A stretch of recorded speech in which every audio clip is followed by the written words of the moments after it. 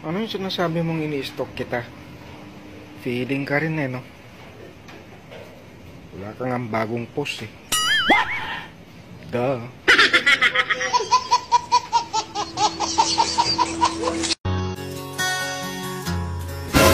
Nagpa-blood test ako.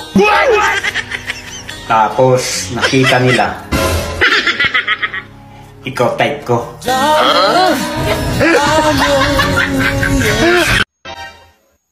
Napansin ko lang na habang tumatanda ako, lalo ako nagkakaedad.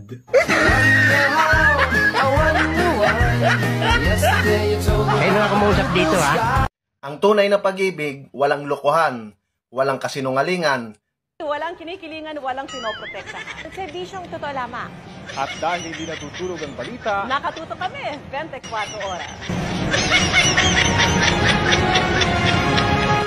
Ang relasyon daw parang lechon lang daw yan. Sa una, masarap. Pero habang tumatagal, nakaka-high blood na.